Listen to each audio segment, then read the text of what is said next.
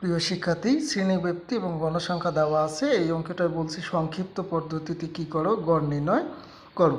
যদি এ ধরনের সংক্ষিপ্ত পদ্ধতিতে গড় নির্ণয়ের কথাটা বলা হয় এবং শ্রেণীব্যক্তি গণসংখ্যা থাকে, তখন আমরা কিভাবে করব।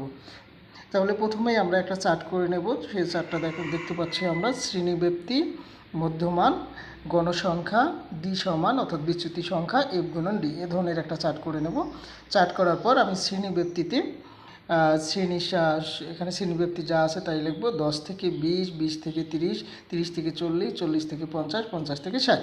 তারপরে আমি মধ্যমানটা নির্ণয় করব। মধ্যমান কিভাবে নির্ণয় করব? মধ্যমান হলো এই শ্রেণীব্যক্তিকে যোগ করে 2 দিয়ে ভাগ। যেমন 10 থেকে 20, 10 এবং 20 দুইটা যোগ করলে আমরা পাই 30, 30কে 2 দিয়ে ভাগ করলে 15।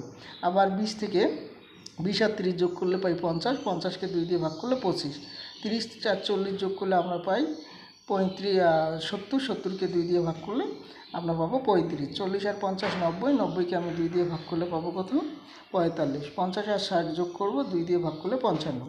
আচ্ছা, গণসংখ্যা যা আছে তাই লিখবো আমি। গণসংখ্যা এখানে যা আছে আমি গণসংখ্যা তাই লিখে দিছি। দেখেন, যা প্রশ্নে আছে তাই লিখে দিছি। এখন আমি ডি বের করব।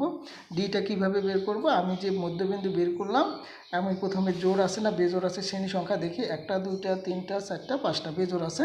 তাহলে আমি উপরের 2টা বাদ দেবো, নিচের 2টা বাদ দেবো। মাঝে যে শ্রেণী সংখ্যাটা আছে ওই সোজায় যেটা আমি মধ্যবিন্দু বের করছি, এই মধ্যবিন্দুটাকে আমি এ ধরবো, মানে এটা অনুমিত গড়।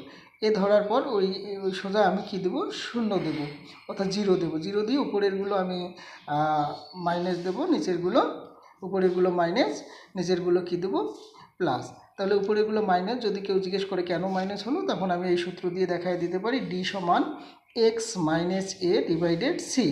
তাহলে এক্স মানে এখানে আমি এক্স কত বের করছি? 15, 15 এ কত ধরছি? 35। তাহলে 15 থেকে 35 বাদ দিলে আমি পাই -20। আর শ্রেণী ব্যবধান হলো 10। তাহলে -20কে 10 দ্বারা ভাগ করলে আমি -2 পাই। এভাবে আমি দেখাই দিতে পারবো। আর এখানে আমি একটা ঘর করছি এফ গুণন ডি। এফ মানে হলো গণসংখ্যা, ডি মানে হলো বিচ্যুতি সংখ্যা, ডিভিয়েশন যেটাকে বলি, এফ গুণন ডি। তাহলে এফ হলো আমাদের গণসংখ্যা 3 আর ডি বের হয়েছে 2। তাহলে এটা গুণ করলে পাই -6। আবার 2 আর -1 গুণ করলে -2 পাই। এরকম করে আমি যে 0 দিয়ে আবার গুণ করলে 0 হয়, 5 শূন্যের 0। আবার 5 একে 5, 5 দোকানো 10। এই যে এফডি পাইলাম আমরা, এই এফডিকে কী করব?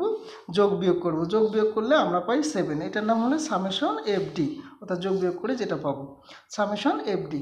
তারপর করার পর সংক্ষিপ্ত পদ্ধতিতে গড় নির্ণয়ের সূত্রটা আমাদের জানতে হবে। সংক্ষিপ্ত পদ্ধতিতে গড় নির্ণয় সমান এফ